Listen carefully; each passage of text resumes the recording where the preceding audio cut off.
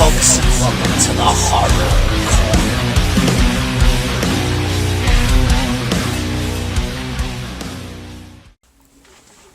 I shot him 6 times. I shot him in the heart. I shot him 6 times. This man, he's not human. Good evening, folks, and welcome to the Horror Corner. I'm your host, Sean Patrick Urshan. This week we are ranking the Halloween franchise. Be sure to check out Hellhound from the Horror and Metal channel, because we did that on the Morbid Hour live stream. We all ranked the Halloween franchise. So with that being said, we got a new Halloween film this year, Halloween Ends, which was an end to the David Gordon Green trilogy, which started with 2018.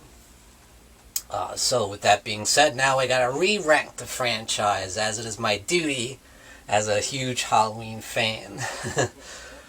So let's get right into it, guys. At number 13, right where it belongs, is Halloween Resurrection. I'd say out of all the films in the Halloween franchise, this is the one that I despise. I hate this movie. I just feel like it's a cheap cash grab on the name of the Halloween franchise, and it shouldn't even exist. It undoes what they did so well in Halloween H2O. That was just a perfect ending, and that probably should have been the end of the Halloween franchise right there. But of course, Halloween Resurrection happened, and what happened after that? We had to do a remake, we had to do a reboot sequel trilogy that we're in right now, all because of this stupid movie. But I must say that Rick Rosenthal's direction here is bad. It's nothing like what he did in Halloween 2 back in 1981. Yeah, this just feels like an MTV movie with all these stupid teenagers running around the Myers house, and they set it up like a reality TV series, with Michael coming in and foiling their plans and killing them all off one by one. It's just really dumb, and they do a huge disservice to Jamie Lee Curtis's character of Laurie Strode here, where they kill her off in the first 10 minutes or so. Yeah, definitely disrespectful to her character, which is unfortunate. Yeah, so I don't really have anything good to say about this movie, especially Busta Rhymes, Kung Fu, and Michael Myers out the window. Ugh, brutal. In at number 12 is Rob Zombie's Halloween 2 from 2009. And this is the sequel to his remake from 2007.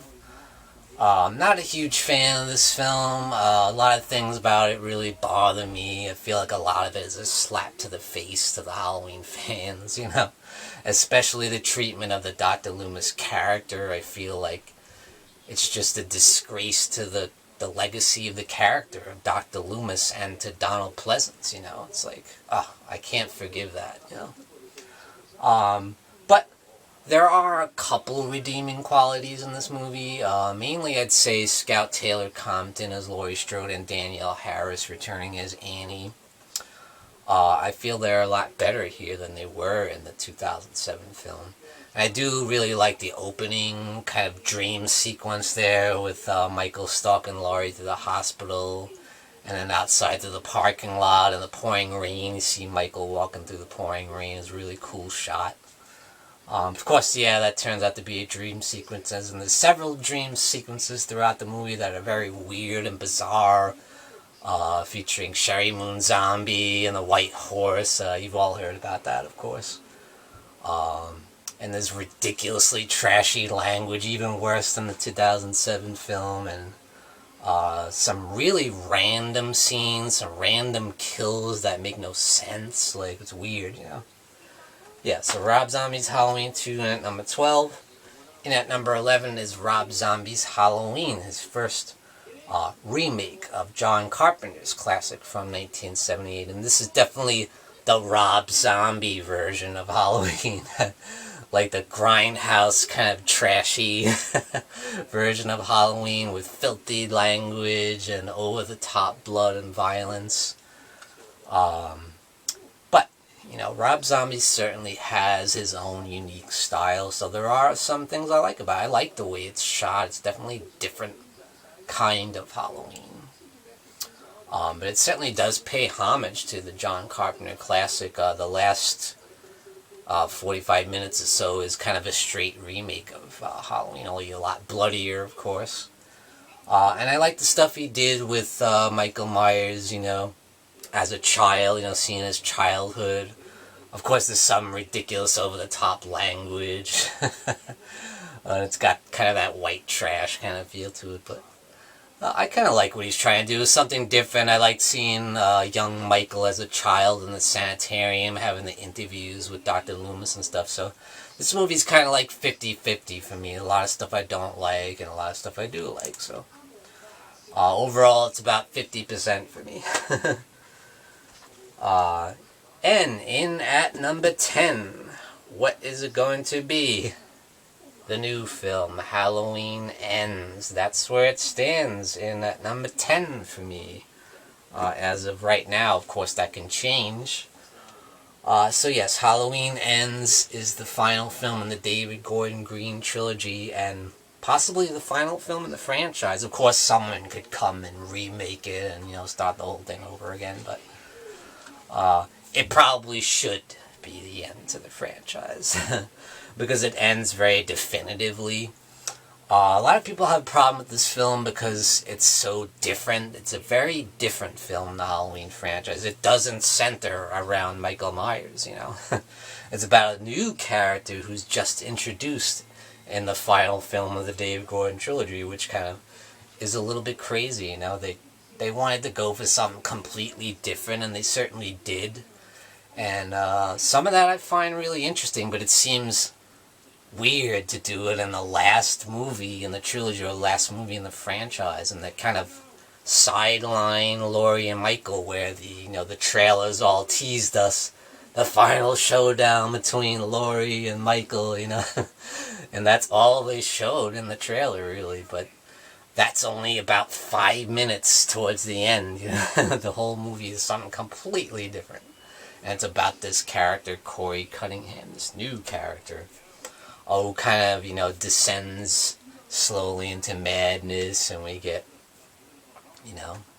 I won't get into that because we'll get into spoilers, but we see very little Michael Myers in this movie, and the Michael Myers we do get is very different. We've never seen him this vulnerable before, and it's kind of jarring. It's like, wow.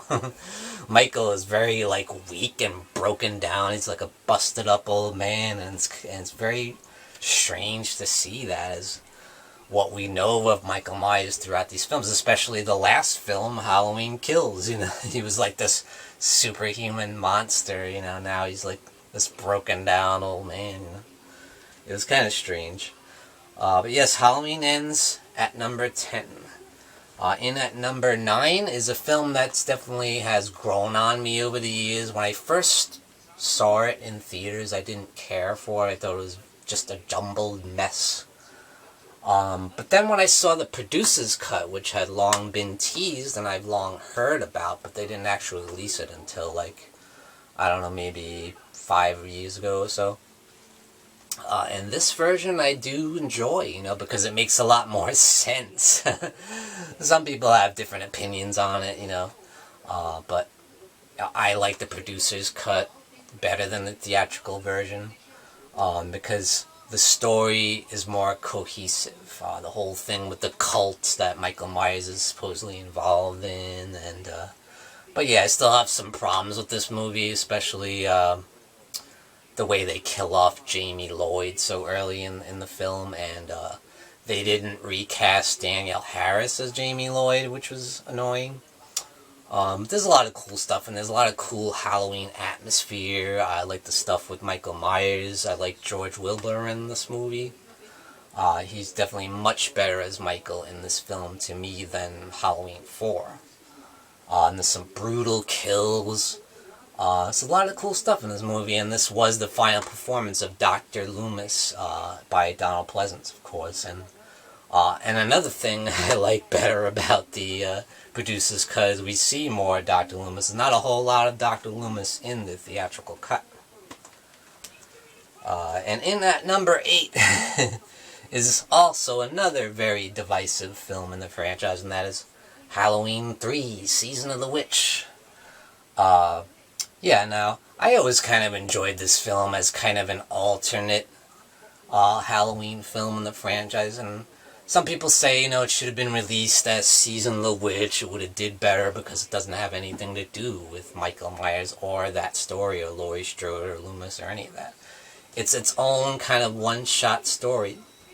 But I kind of like it where it is, as a one-shot story within the Halloween franchise, because it does feel like a Halloween franchise film with the John Carpenter score, and you got these android characters that are very Michael Myers-ish, and you got some of the people from the Halloween films. You got Jamie Lee Curtis on the loudspeaker throughout the town of Santa Mira, which, by the way, is a nod to the town in Invasion of the Body Snatchers from 1956. It was called Santa Mira, which was cool. And this film definitely feels like it takes a lot of inspiration from Invasion of the Body Snatchers, for sure. And I think that's kind of what Tommy Lee Wallace was going for with this. But I love Connell Cochran. I think he's a great villain, played so well by Dan O'Herlihy. Another thing I have a problem with, though, in this film is one of the things that a lot of people love about it, and that's Tom Atkins. I don't care for his character. I do not buy him as a doctor at all. But there's a lot of cool stuff. The score gets in your head, with that Halloween commercial, one more day till Halloween. But the John Carpenter score is really good. And it definitely reminds me a lot of Halloween 2 as well. Heavy synth-laden, But yeah, it's a pretty good film. It's not a masterpiece to me like some people, It certainly has become a Halloween cult classic over the years. But yeah, I think it's pretty good. And in at number 7 is Halloween H2O. So this was the big return to Jamie Lee Curtis to the franchise, who hadn't been in it since 1981 with Halloween 2. And this film ignores the previous entries, 4, 5, and 6, and that's kind of something that's always bothered me about this movie. I wish they found a way to kind of weave a little bit of that story in there, so it's not... Because I hate when they just retcon stuff, and they've done that a couple times in this franchise, but at any rate, it's a great return to form for Jamie Lee Curtis, and she has a great performance here, where she's still heavily traumatized by the events of the first 2 films, and what Michael Myers did to her and her friends, and, it's caught up to her. She's heavily drinking, and, but she's become the head mistress of this college, in, I believe it's California, which is another kind of cool thing. You see Michael Myers outside of Haddonfield, coming to California to this school, which is different, So I kind of like that, and this has a great ending, probably the perfect ending, which should have been the perfect ending to the franchise, and a great final act, a great battle between Michael and Laurie right here. So this is probably the best final battle of Michael and Laurie, and not Halloween Ends. So in at number 6 is going to be the first in the David Gordon Green reboot/sequel series, and that is Halloween from 2018. Yeah, this is definitely a solid return to form after the, Rob Zombie films kind of went a different direction, making Michael Myers a much more human character, kind of like today's serial killers. But this kind of brings it back to the original style of Halloween from 1978 and that classic style of Michael Myers, and that's what I love about this. And you see a definitely similar version of Laurie Strode here, but a much more magnified, traumatized, and hardcore version of Jamie Lee Curtis's Laurie Strode, for sure. She's like a badass in this movie, almost like a Sarah Connor. She's been preparing for the return of Michael Myers for 40 years, and she's teaching her daughter how to shoot guns and basically preparing for war against Michael Myers' imminent return, which she thinks could happen someday. But this film ignores all the films in the franchise except the original from 1978. So there's no brother and sister tie between Michael and Laurie. So that makes this one somewhat different in that respect. I wish they hadn't done that, and that's kind of another thing that bothers me about it. So yeah, I have a few issues with this movie, although it is beautifully shot by David Gordon Green. There's some great scenes, especially that one shot where Michael kind of walks through the house, kills someone, walks around the house into someone else's house, and they have like the nod to Halloween 2 there with Mrs. Elrod. I love that scene. There's a lot of great Halloween atmosphere in here as well. Some great nods to the other films, even though it ignores them completely, like with the Halloween 3 mask and stuff like that. So yeah, definitely an enjoyable film. I don't like whenever they used humor in this film. It's very badly placed and in bad taste. I don't like the humor in this film. That's another thing I have an issue with. But overall, it's a solid return to form for the Halloween franchise, for sure. In at number 5 here is where I might lose some of you people, because this film is not well loved by any means, and that is Halloween 5, The Revenge of Michael Myers. A lot of people hate this film, but I don't, There's a lot of cool stuff in here that I think people miss. I love the fact that Michael drives again, like he did in the original film from 1978. That's just something so cool and mysterious about Michael Myers that I always enjoyed. It's like, how did he learn how to drive? It's just a cool, different kind of way for Michael to stalk people. There's some really cool kills in this film, and I do like Don Shanks' Michael Myers. There's some really cool stuff between him and Dr. Loomis, as played by Donald Pleasance, of course. There's one scene where he talks to Michael, and he's talking about the rage inside, you have to kill them all, and Donald Pleasance is just kind of off his rocker in this movie, and I kind of like that. He's just lost his mind. He's just at his wit's end in this movie. He's just so done with it all, He just wants to end Michael Myers once and for all, and he'll do anything he can, including using young Jamie Lloyd as bait for Michael Myers, which is kind of crazy. But yeah, when we get another great character in the Halloween franchise, and that being Danielle Harris as Jamie Lloyd. Also Ellie Cornell as Rachel Carruthers, another great final girl. Very kind of similar to Laurie Strode-esque, Yeah, there's a lot to like about this film, although, a lot of people have problems with the way they handled Rachel's death in this movie, and, there's a lot of stuff that is pretty bad, like, a lot of people don't like Tina's character, but I didn't mind her so much, and I thought there was a lot of cool stuff with Michael Myers here, and we did see him a little bit vulnerable in this movie, like we see in Halloween Ends. So, there's a little bit of Halloween 5 in Halloween Ends.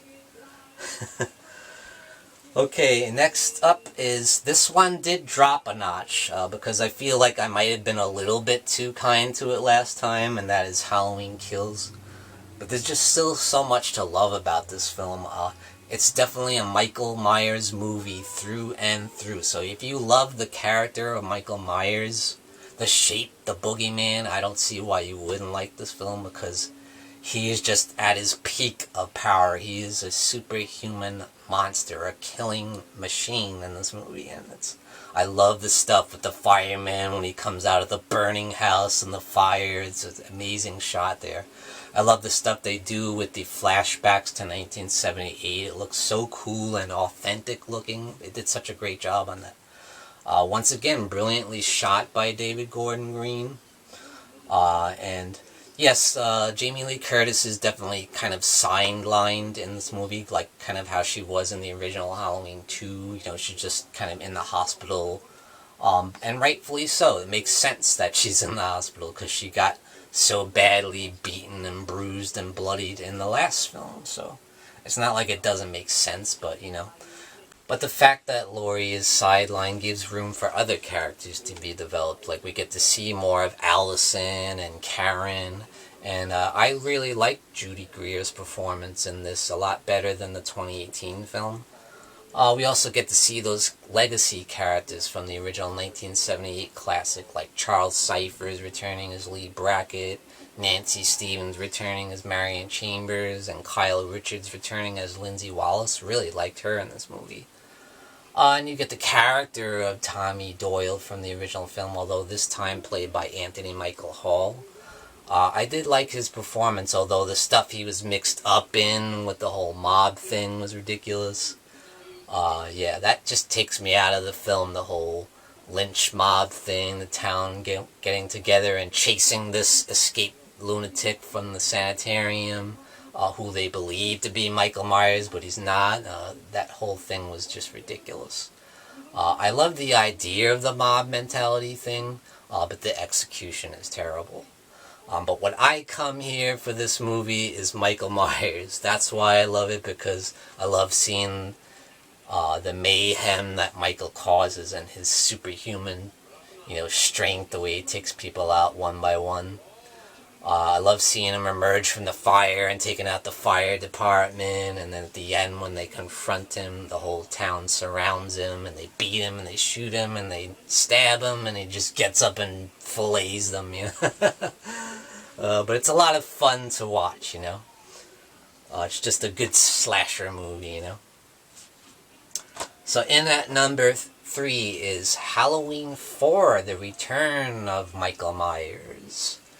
After Halloween 3 bombed at the box office, they wanted to bring back the character of Michael Myers and continue that whole story. So it's great to see a return to form for the franchise, following the first 2 films. We get Donald Pleasance returning as Dr. Loomis, and he is great here. He's awesome. And we get to see the new character of Jamie Lloyd, as played so well by the young child actress Danielle Harris. Great character, and so she's the niece of Michael Myers. Laurie Strode apparently died in a car crash, and young Jamie Lloyd is her daughter, and she's taken in by a foster family, and her foster sister, Rachel Carruthers, played by Ellie Cornell, another great character, a great final girl in the franchise. She's kind of similar to Laurie Strode in a lot of ways, kind of the girl next door type character. Another great character, and that's what does it for me, is the performances in this film. I think otherwise it would kind of be a generic slasher, but it's the performances are so strong, and that's what does it for me, I don't think the direction is particularly stylish. I don't think it's very scary. But what is great is the character of Jamie Lloyd and Rachel and Dr. Loomis. Just great. Very solid film in the franchise. I also think this is the worst mask in the franchise for Michael Myers. It's got such a pasty look, and there's no expression whatsoever. It's so just plain white, and it's not scary. It just looks so weird, and it's so different than what the poster showed. When you look at the original poster for Halloween 4, it showed the original 1978 mask. Yeah, that looks nothing like it. It does have a great fall feel. There's a lot of great Halloween atmosphere in it, though. And, for me, the performances are what sell Halloween 4, 100%. Great performances. Okay, and at number 2 is Halloween 2. Definitely a film that I feel stands the test of time. I think that this is a fantastic horror sequel, and it's my favorite horror sequel ever. I don't know what more you could want in a horror sequel. You got all these returning characters. Jamie Lee Curtis as Laurie Strode, Donald Pleasance as Dr. Loomis, Charles Cyphers as Lee Brackett, Nancy Stevens as Marion Chambers. You've got John Carpenter doing the score once again, and I love the score in this movie. It's my favorite of the franchise. It's definitely like basically the original score, but it's like heightened with the heavy 80s synthesizer, and I freaking love it. It's so gothic and huge feeling, you know, and it's very scary. I love it. Yeah, Dr. Loomis is amazing in this film. I think it's probably Donald Pleasance's best performance in the franchise. Yeah, so much great stuff, and I love Dick Warlock as Michael Myers. He's also my favorite version of Michael Myers. To me, his version of Michael, the shape, is what Donald Pleasance was talking about in the original Halloween. To me, he embodies that perfectly. He truly feels like the ultimate evil, pure evil on two legs. Yeah, he's just so creepy when you see him walking down that hallway of the hospital. And that's another thing, is the hospital setting is really cool for a slasher film, you know, I love it. The way it's lit, it's so dreary and dark. I love it. A lot of people have the problem with the fact that there's no patients, really. We never see the patients in the hospital. And yeah, I suppose that is a problem. That is one of the flaws of the film. But outside of that, there's really not anything I can complain about with this movie, because it's scary. It has all the thrills and chills of the original. It's got great suspense and tension. There's one scene where Michael's chasing after Laurie, and it's so beautifully shot. There's like red light shining off Michael. There's red light in the elevator where Laurie runs to. It's so beautifully shot. You see a close-up of Michael stepping on glass. Like, the tension is unbelievable. You can literally cut it with a knife, pun intended. But yeah, Halloween 2, I think, is a classic in its own right. I love it. So much iconic imagery in Halloween 2, when Michael gets shot in the eyes and the blood pours and it looks like tears and he grabs his face. Such a great shot.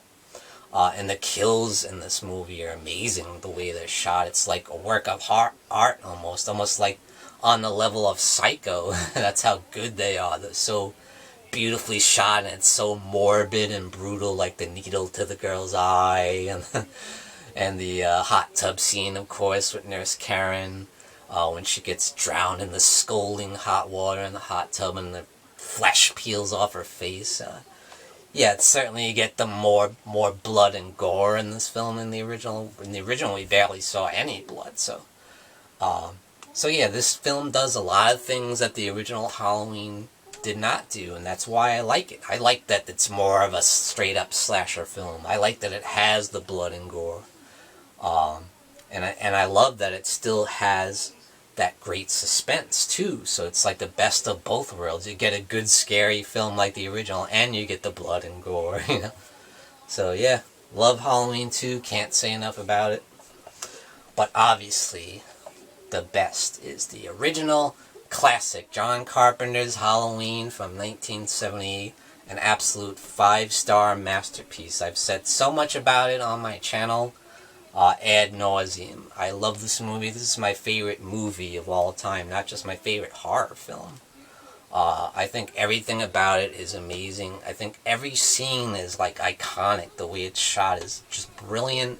The suspense, the slow burn tension is masterful. John Carpenter's direction is unmatched. This is him at the peak of his powers, doing everything right. And it's got such a great cast of characters. I love all the characters. Laurie, Dr. Loomis, Annie, Nurse Marion, Charles Cyphers, Sheriff Lee Brackett. Love the characters. It's a great, simple horror film, you know, and that's what's great about it. It's just a simple story about an escaped lunatic stalking these young babysitters, but somehow it's terrifying, and that's because of the style of the film, the way it's shot, the incredible music score. incredible direction. It's so well written. The great performances by Donald Pleasence as Dr. Loomis. He's just brilliant. He just owns his role as Dr. Loomis. Everyone in this movie is great. It's got such a great look to it, such a great Halloween atmosphere of the season. Just a phenomenal masterpiece of a film. The original Halloween. That's signed by Nick Castle, by the way. Yeah, I did meet him recently at a horror convention. So that's it, guys. That's my ranking of the Halloween franchise. And thank you for joining me, Sean Patrick Urshan, in the Horror Corner. Tune in and stay scared.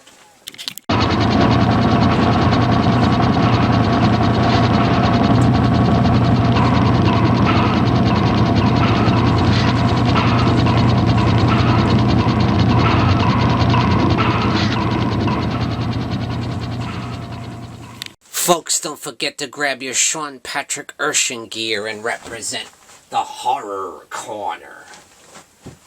Also, check out these awesome mugs we have, perfect for your coffee.